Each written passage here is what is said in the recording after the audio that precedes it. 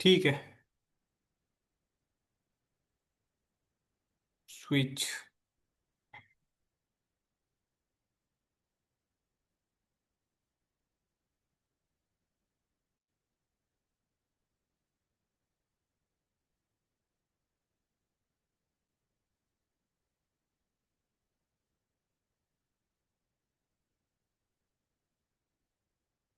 ठीक है।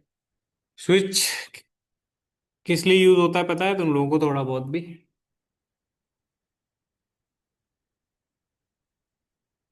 जो चॉइसेस वाले एप्लीकेशंस होते थे ना जिनको आप लैडर से सॉल्व करते थे, जैसे मैंने आपको बोला था अगर वन डालता है यूजर इनपुट में तो आपको वन ही प्रिंट करना है, ओ एन ई। टू डालता है तो टी डब्ल्यू ओ प्रिंट करना है।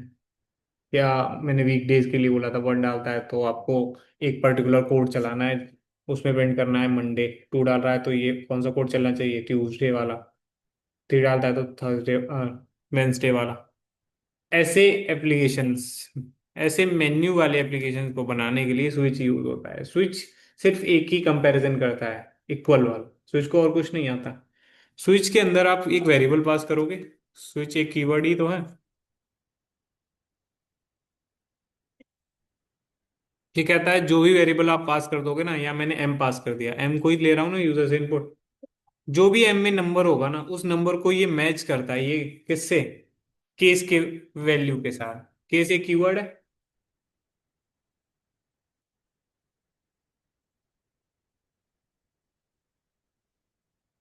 वही। इस टाइम जरूर होती। मैं चाहता हूं अगर थ्री आया, एम की वैल्यू अगर थ्री हुई ना तो यही वाला केस ट्रू हो जाएगा। ये ट्रू हो जाएगा तो मैं चाहता हूं यहाँ पे वेडनेसडे प्रिंट हो। वेडनेसडे। उसके बाद हम इसे ब्रेक कर सकते हैं। एक केस बन गया। स्विच बहुत ज्यादा स्मार्ट होता है। अब देखो एरर क्या आ रहा है, तो पूछे इससे पूरा डुप्लीकेट केस। इतना स्मार्ट है कि ये भी पता कर ले रहा है कंपाइल टाइम पे कि ये डुप्लीकेट है, ये जो आप डाल रहे हो। कभी इफ की कंडीशन डुप्लीकेट करोगे ना तो एरर कभी नहीं आता, क्योंकि वो कंपैरिजन रन टाइम पे होते हैं। सर दिखा दो एक बार करके। आप लिखो if M equal equal to one and M equal equal to one. कोई एरर आ रहा है डुप्लीकेट वाला? क्योंकि ये वाले कंपैरिजन तो जेवीएम करेगा रन टाइम पे। ये वाले तो कीवर्ड्स हैं, और कीवर्ड वाला जो कंपैरिजन है ना वो कंपाइल टाइम पे हो जाता है। यहाँ पे डबल इक्वल हमें खुद लगाना पड़ता है, यहाँ इक्वल अपने आप कंपेयर करता है। आप स्विच में ग्रेटर देन, लेस देन या कोई भी रिलेशनल ऑपरेटर कभी यूज नहीं कर सकते डायरेक्ट। कर पा रहे हैं क्या? नहीं। ये एम की वैल्यू को इस वेरिएबल से कंपेयर, इस केस की वैल्यू से अपने आप ही ऑटोमेटिकली ही कंपेयर कर लेता है। तो आप क्या करें, थ्री। हम यहाँ पे चाहते थे केस वन बनाना। वन पे क्या प्रिंट करना था, मंडे। फिर टू। मैंने पहले थ्री क्यों रखा, क्योंकि कुछ लोगों के दिमाग में ये रहता है कि वो सीक्वेंस फॉलो करता है। सीक्वेंस फॉलो नहीं करता। वैल्यू कंपेयर होती है डाउन द लाइन। अगर इक्वल होती है तभी वो वाला केस एग्जीक्यूट होता है, पर्टिकुलर केस चलता है। ट्यूसडे। फाइव, इसे सेवन करेंगे, इसे सिक्स करेंगे।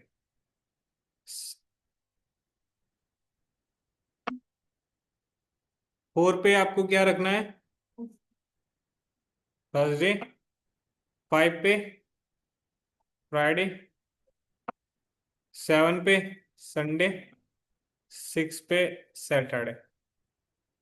और जब ये सेवन केसेस जो आपने बनाए, अगर हो सकता है ऐसी इनपुट आ जाए कि एक भी केस मैच ना हो, उस केस में चलाने के लिए आपके पास एक डिफॉल्ट वाला केस भी होता है कि बाय डिफॉल्ट फिर ये लॉजिक चलेगा।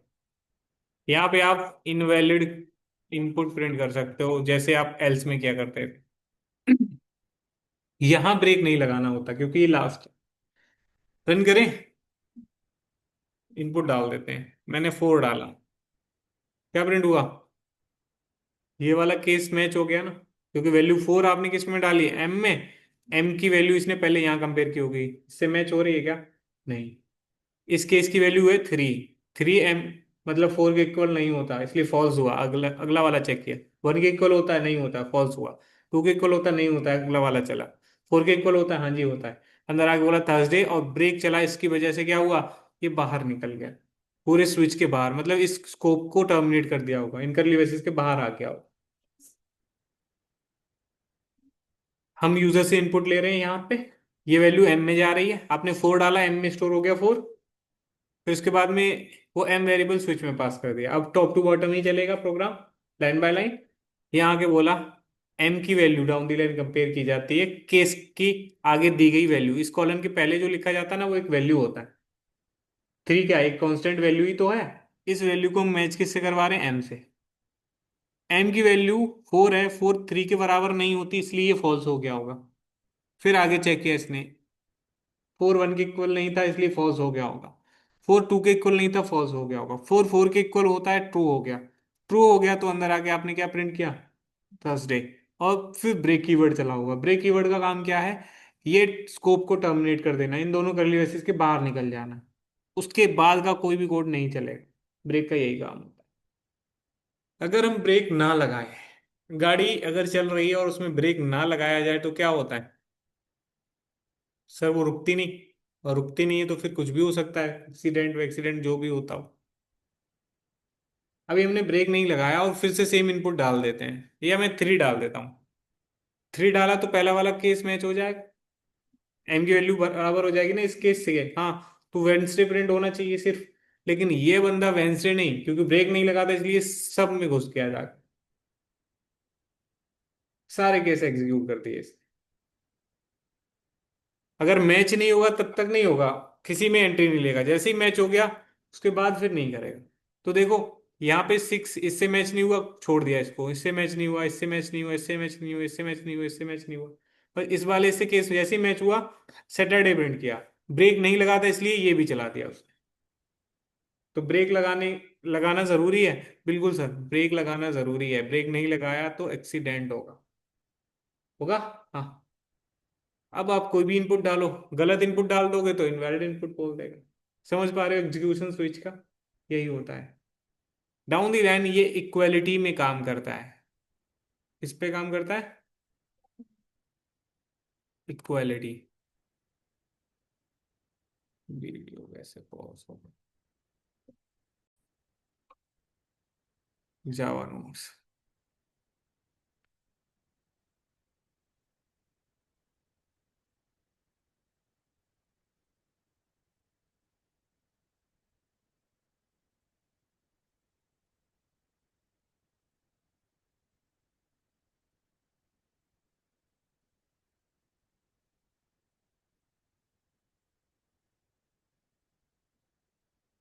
ये थ्योरेटिकली अगर आपको नोट करना है या समझना है तो देखो यहाँ पे लिख दिया है मैंने 2 लाइन।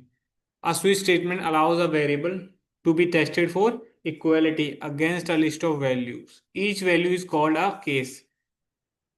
ये स्विच के अंदर जो वेरिएबल पास करते हैं उसी को तो वो अलाउ करता है, इक्वल चेक करता है किससे, केस की वैल्यूज से। अब ये वेरिएबल का टाइप कैरेक्टर है, तो केस के आगे कैसी वैल्यू लिखने लग गए, कैरेक्टर्स वाली, सिंगल कोट्स में आ गई ना ये आ गई सिंगल कोट। ठीक है। अपना सिस्टम उठाओ, आपको करना क्या है। हाँ सॉरी, कॉपी पेन। तो स्विच के थ्रू आपको वॉवल वाला प्रोग्राम बनाना है। कौन सा, वॉवल वाला।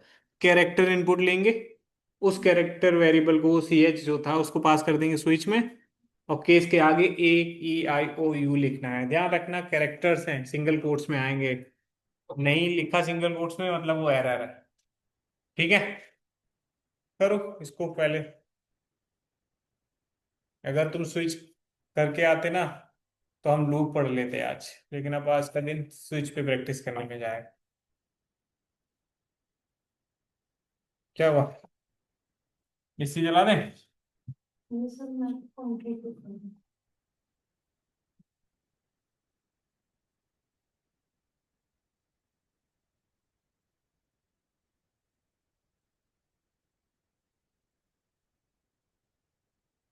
पंखे पे जिंदा हो।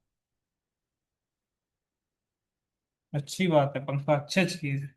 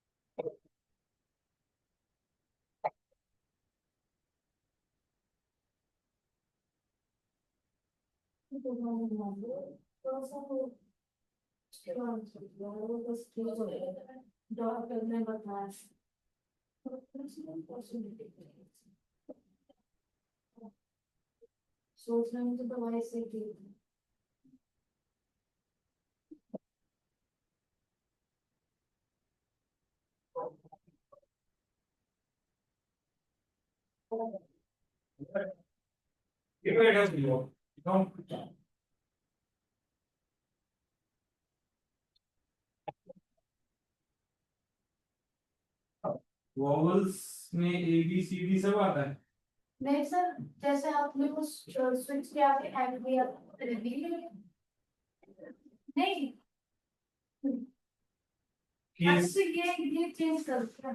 केस कितने बनेंगे? वॉवल्स के लिए केस बनाएंगे, अदरवाइज सारे कॉन्सोनेंट होंगे। तुम दिखाओ।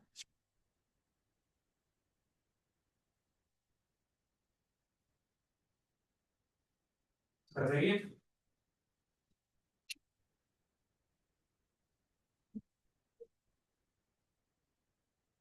सही। आपको ऐसे ही एक कैलकुलेटर और बनाना है। चलो लूप्स पढ़ ले, लूप स्टार्ट कर ले।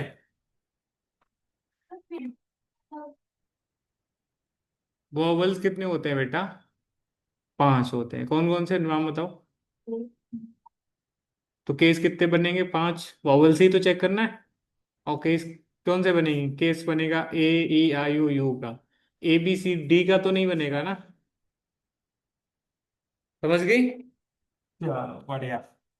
गलती समझ में आ जाए लड़कियों को भाई, बहुत होता है। तुम्हें पता होगा, क्या पता। चलो, तो लूपिंग पढ़ते हैं। देखो, हमने अब तक जो एग्जीक्यूशन प्रोसेस समझा है वो ये है कि भाई टॉप टू बॉटम चलना होता है, लाइन बाय लाइन चलना होता है, ऐसा हमको बताया गया है। ठीक है। अगर मैं कोई भी स्टेटमेंट लिख दूं यहाँ पे, हेलो, सही है।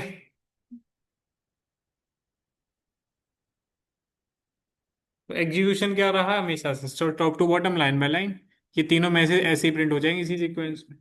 क्या कोई भी ऐसा लाइन देखा तुमने मेन में लिखा हुआ जो एक से ज्यादा बार चला हो? नहीं चलता। हाँ सर, चलता है भी। कोई भी लाइन है, एक बार लिख दोगे तो एक ही बार चलेगी। अगर आपको 3 मैसेज प्रिंट करने तो 3 बार प्रिंट एलन मेथड कॉल करना पड़ेगा। 5 मैसेज चाहिए तो 5 बार कॉल करना पड़ेगा ना? 10 चाहिए तो 10 बार कॉल करना पड़ेगा। हाँ। जितने मैसेज चाहिए उतनी बार पेंटागन को कॉल कर रहे हो तो वो मैसेज आ रहे हैं। बट ऐसा नहीं होता था कि मेन के अंदर, इस फंक्शन के अंदर कोई भी कोड लिख दिया जाए एक बार और वो चल जाए मल्टीपल टाइम्स। ऐसा नहीं होता। बट हमें ऐसा ही करना था। हम चाहते थे कि सर कोई भी लाइन ऑफ कोड हो, कोई भी लाइन ऑफ कोड है, मुझे एक से ज्यादा बार उसे चलवाना है। मुझे 10 बार, 50 बार, 40 बार, कोई भी फिक्स नंबर ऑफ आइटेशंस के लिए मुझे उस कोड को चलाना है। तो उसके लिए ये इन्होंने हमें दे दिया कॉन्सेप्ट किसका, लूपिंग का। मैंने कहा लूप्स नाम की एक चीज होती है भाई। क्या होते हैं लूप्स? लूप्स के टाइप हैं अलग अलग। पहला आता है फॉर लूप, दूसरा वाई है वाइल, तीसरा है डू वाइल। तीनों क्या है सर? तीनों ही लूप्स हैं। तो तीनों में एक बात कॉमन हो गई क्या? लूप्स यूज होते हैं किसके लिए? कोई भी रिपीटेटिव टास्क को एग्जीक्यूट कराने के लिए लूप्स यूज होते हैं। आपको same line of code multiple time चलाना है, कोई भी लूप यूज कर सकते हो। तो हम वन बाय वन सारे लूप्स पढ़ रहे होते हैं। पहला लूप है फोर, जिसे हमें पढ़ना है। फोर का सिंटेक्स कुछ ऐसा होता है, जैसे इफ का एक, इफ लिखते थे उसका एक ब्रैकेट होता था, फिर करली ब्रेसेस होते थे। ऐसे ही लिखते हो ना इफ। ये रहा तुम्हारा इफ, ये रहा तुम्हारा फोर। इफ में देते हैं हम एक कंडीशन, फोर में हम देते हैं तीन पार्ट। फोर के अंदर तीन स्टेप्स होते हैं। पहला होता है इनिशियलाइजेशन, जिसमें आप इनिशियली कोई वैल्यू रख रहे होते हो, कोई भी वैल्यू, कि भाई आई एक वेरिएबल है, उसको मैंने वन से इनिशियलाइज कर दिया।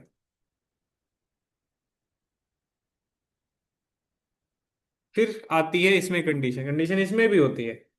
Sir less than equals to, मैं फाइव चलाना चाह रहा हूँ, चला दो। अभी भी एरर, सिंटेक्स पूरा नहीं हुआ, जैसे ही सेमीकोलन ऐड करूंगा सिंटेक्स पूरा हो जाएगा। और वन से आई फाइव तक तभी जाएगा जब हर आइटेशन पे उसे इंक्रीज किया जाएगा। ठीक है। अब ये एक ऐसा लूप बन चुका है जो स्टार्ट होगा, ये है स्टार्टिंग पॉइंट, वन से स्टार्ट होगा, फाइव तक जाएगा इंक्रीमेंट ऑर्डर।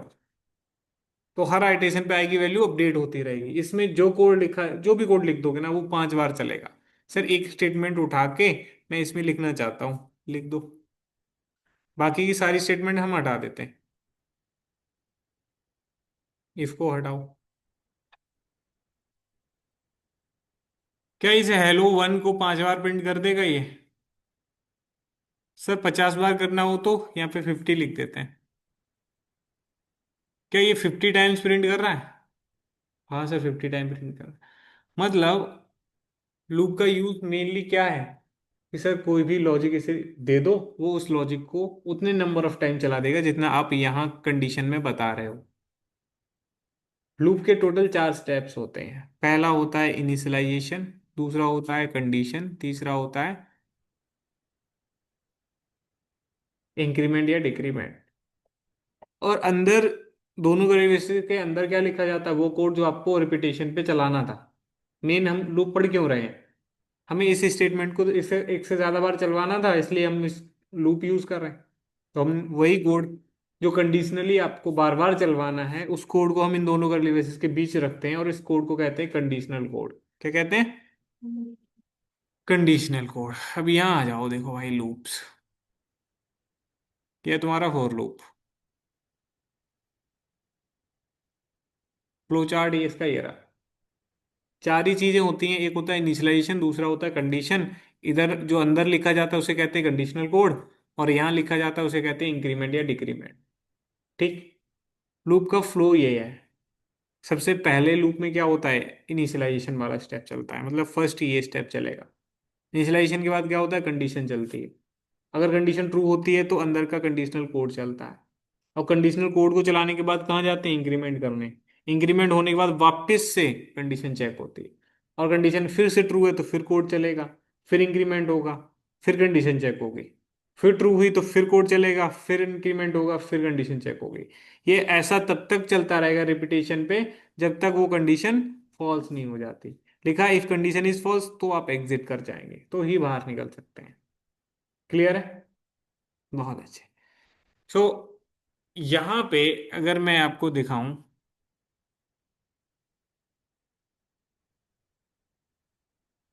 यहाँ पे सबसे पहले क्या हुआ होगा, उसने आई को 1 रख दिया होगा, फिर इसने चेक किया होगा 1 > 50 ट्रू। अगर कंडीशन ट्रू होती है, इफ कंडीशन इज ट्रू लिखा है ना, तो कहाँ रिडायरेक्ट कर रहा है, ये कह रहा है इधर जाओ, एरो कह रहा है कंडीशनल कोड चला दो। कंडीशनल कोड किसे कहते हैं, दोनों कर्ली ब्रेसेस के बीच में लिखा हुआ कोड। क्या लिखा है तुमने, एक स्टेटमेंट हेलो 1 प्रिंट कर दो, कर देंगे। प्रिंट करने के बाद क्या करना है, इंक्रीमेंट करना है। तो आपने इंक्रीमेंट करके आई की अपडेट कर दो, आई की वैल्यू कितनी हो जाएगी, 2 हो जाएगी। 2 होने के बाद फिर क्या करना है, इंक्रीमेंट के बाद फिर कंडीशन चेक करनी है। कंडीशन क्या है, i is less than equal to 50, i की वैल्यू कितनी हो चुकी थी अभी, 2 हुई थी ना। तो आप चेक करोगे 2 is less than equal to 50, बोलेगा ट्रू। ट्रू है, तो फिर से कंडीशनल कोड चलाओ, फिर यही प्रिंट करा, फिर इंक्रीज किया। 5 तक लूप को चलाया था, तो टोटल कितने आउटपुट्स आए थे, 5 ही आउटपुट आए थे सर। ठीक है, स्टेप बाय स्टेप ये चल रहा होता है, ये चारों स्टेप चलते हैं। इंक्रीमेंट वाला ऑपरेशन सबसे लास्ट में होता है, सबसे पहले इनिशियलाइजेशन, कंडीशन, फिर कंडीशनल कोड, फिर इंक्रीमेंट। और ध्यान रखना इनिशियलाइजेशन सिर्फ एक ही बार होता है लूप में। कंडीशन ट्रू हो गई, कोड चला, इंक्रीमेंट हुआ, इंक्रीमेंट के बाद वापस इनिशियलाइजेशन नहीं होगा। इंक्रीमेंट के बाद कहाँ जाना है, कंडीशन चेक करना है, अगर ट्रू है तो फिर से कोड चलेगा, फिर इंक्रीमेंट होगा, फिर। ये सर इंक्रीमेंट हम लगाते क्यों हैं, इंक्रीमेंट लगाते हैं कंडीशंस को फॉल्स बनाने के लिए। सर अगर इंक्रीमेंट नहीं लगाएंगे तो एरर आएगा, नहीं आएगा। लूप चलाए, हाँ इनफाइनाइट चलेगा, रुकेगा ही नहीं लूप। रुक रहा है क्या, नहीं, चले जा रहा है, टर्मिनेट कर दो। सर ऐसा क्यों हुआ, क्योंकि लूप चलता है कब, जब कंडीशन ट्रू होती है। इसके अंदर दी हुई कंडीशन कभी फॉल्स ही नहीं हुई, इसलिए वो हमेशा चलता रहेगा। आई कितना है, 1 है ना, 1 तो हमेशा 5 से छोटा ही रहता है। अब 1 को इंक्रीज ही नहीं कर रहे हो तो वो 1 ही रहेगा ना, अब बढ़ा ही नहीं रहे उसको, वो उतना ही बढ़ा रह गया, 1 ही रह गया। 1 रहा तो उन्होंने कहा ये तो छोटा है, छोटा है तो ऐसा ही चलेगा लूप, इन्फानाइट तक चलेगा। ठीक है, तो इसलिए हमें क्या लगाना पड़ेगा, हमेशा इंक्रीमेंट। हर आइटेशन पे ये ऑपरेशन चलेगा, सब चल रहा है तो ये भी चलेगा। और 5 आइटेशन पे अगर 5 बार ये ऑपरेशन चला, आई प्लस प्लस आई प्लस प्लस आई प्लस प्लस 5 बार हो गया, तो आई की वैल्यू 1 से 6 हो जाएगी ना। जब 6 हो जाएगी तो 6 is less than equal to 5 check होगा, तो कंडीशन फॉल्स होगी, फॉल्स हुई होगी, लूप बाहर निकल गया होगा। सर आई की वैल्यू 6 ही होगी, ऐसा आप कैसे कह सकते हो, तो आओ तुम्हें दिखा सकते हैं। यहाँ पे आई को बाहर डिक्लेयर कर दो, क्योंकि 4 के बाहर हम उसको प्रिंट कराने वाले हैं। तो अगर मैं यहाँ पे आई को प्रिंट करूँ तो देखो आई की वैल्यू 6 प्रिंट हो रही होगी, इंक्रीज होके 6 हो गई थी ना, तभी तो ये कंडीशन फॉल्स हुई होगी, तभी बाहर निकल के इसने ये प्रिंट कर दिया। सर मुझे ये 1 नहीं प्रिंट करना, मुझे 1 2 3 4 5 प्रिंट करना है, तो मैं क्या करूंगा, प्लस आई लिख दूंगा। आई की वैल्यू 1 से इंक्रीज होती है ना, 1 2 3 4 5। तो यहाँ क्या बताते हैं, स्टार्टिंग पॉइंट होता है ये होता है एंड पॉइंट। वहां से यहाँ तक आने के लिए यहाँ बताते हैं ऑर्डर, इंक्रीमेंट में चलना है या डिक्रीमेंट में चलना है। अभी मेरे को 50 तक की काउंटिंग प्रिंट करनी है, तो मैं 50 लिख दूंगा यहाँ पे। तो देखो 1 से 50, हेलो के साथ 1 से 50 तक की काउंटिंग प्रिंट हो गई, हो रही है। मुझे 100 की काउंटिंग चाहिएगी तो मैं 100 लिख दूंगा। मुझे 1 से नहीं, 2 से इंक्रीमेंट करना है, कर सकते हैं क्या, हाँ कर सकते हो। प्लस इक्वल टू 2 लिख दिया, तो आई कितना है, 1। 1 के बाद 2 से इंक्रीमेंट होगा तो कितना हो जाएगा, 3। 3 प्रिंट होगा, 3 के बाद 2 से इंक्रीमेंट होगा, क्या हो जाएगा, 5। मतलब 1 से लेके 100 तक के सारे ऑड नंबर्स प्रिंट हो जाएंगे, 1 3 5 7 9 11 13 15, क्योंकि हर बार 2 से इंक्रीमेंट। आपसे बोला जाए 1 to 100 सारे इवन प्रिंट कर दो या ऑड प्रिंट कर दो, तो कर सकते हैं, हाँ। ऑड प्रिंट करना है तो क्या कर दिया, 1 से लेके लूप चलाया 100 तक, सारे ऑड प्रिंट हो रहे हैं क्योंकि 2 से इंक्रीमेंट हो रहा है, 1 से 3, 3 से 5, 5 से 7, 7 से 9, 9 से 11 ऐसे जाएगा। यहीं पे अगर ऑड, सॉरी इवन प्रिंट करने होते तो मैं लूप को 0 से चला लूंगा। 0, 0 के बाद 2 4 6 8 10 12, 2 का इंक्रीमेंट हो रहा है ना हर बार। सर हमको 0 अच्छा नहीं लग रहा, तो 2 से चला लो, हमको 0 से नहीं चलना। 2 से स्टार्ट हुआ, 100 तक गया, 2 का इंक्रीमेंट करते हुए। तो इंक्रीमेंट कितने से करना है, ये तुम्हारी प्रॉब्लम पे ही डिपेंड करेगा। मोस्टली हम जो यूज करते हैं वो ये होता है। चलो अभी इसको रहने दो, इसको पहले मैं भेजता हूँ बल्कि।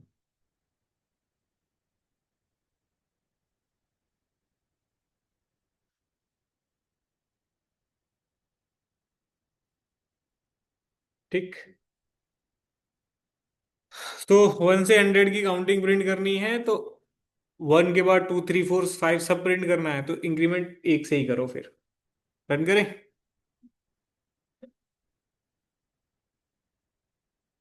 चल रहा है। आपको क्या करना है, स्विच के प्रैक्टिस तो करनी है, उसके साथ साथ आपको कुछ प्रोग्राम बनाने हैं। ठीक है, क्या करना है? टास्क दे रहा हूं बस।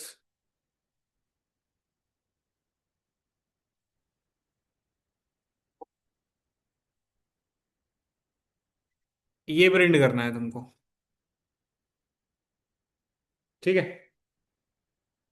ये सर क्या है? एक सीरीज है जिसमें क्या प्रिंट हो रहा है? 10 10 10 बार बार प्रिंट। तो लूप किस लिए यूज होता है? किसी भी काम को बार बार करने के लिए तो यूज हो रहा है, और इसमें बार बार क्या हो रहा है? 10। तो आप system dot out dot println में 1 और 0 प्रिंट करवा सकते हो अलग अलग। हाँ, एक प्रिंटलन लगाएंगे उसमें 1 प्रिंट कर देंगे, दूसरे प्रिंटलन में 0 प्रिंट कर देंगे। कर सकते हैं ना? देखो।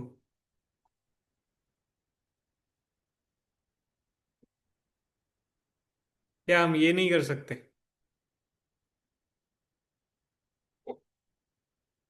10 को प्रिंट करके देखो। 10 प्रिंट हो गए। अब यही 10 को मुझे कितनी बार प्रिंट करना है? 5 बार। तो एक इन्हीं दोनों स्टेटमेंट को उठा के एक लूप में डाल दो जो 5 बार चलता हो, प्रिंट हो जाएगा ना अपने आप ही। तो ये वो सीरीज है। ठीक है। इसके बाद आपको क्या करना है? इसके बाद आपको नेक्स्ट क्वेश्चन में प्रिंट करना है टेबल। टेबल में यूजर इनपुट लेना होगा। मतलब एक इंटीजर वेरिएबल लो एन, जिसमें यूजर से इनपुट लेना है। वो 2 डाले तो 2 का टेबल प्रिंट कर देना, 5 डाले तो 5 का कर देना, 7 डाले तो 7 का प्रिंट कर देना। ठीक है। के बाद आपको क्या करना है? एक फैक्टर के लिए प्रोग्राम बनाना है। फैक्टर समझते हो?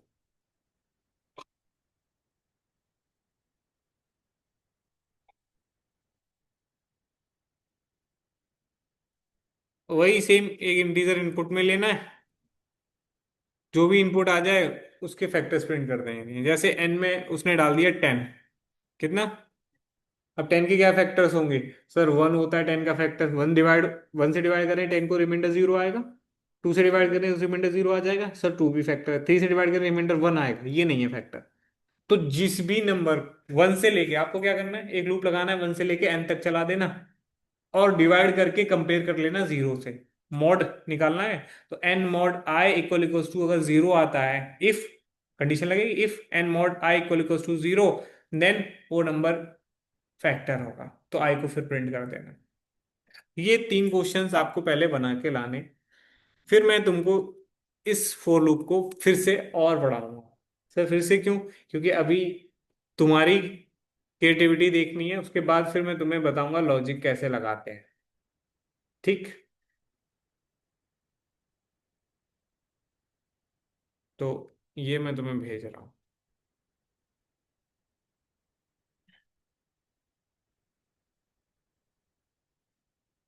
क्वेश्चंस हैं इसमें मेंशन। ठीक है, इनको कर लो भाई। रिकॉर्डिंग चाहिए होगी वो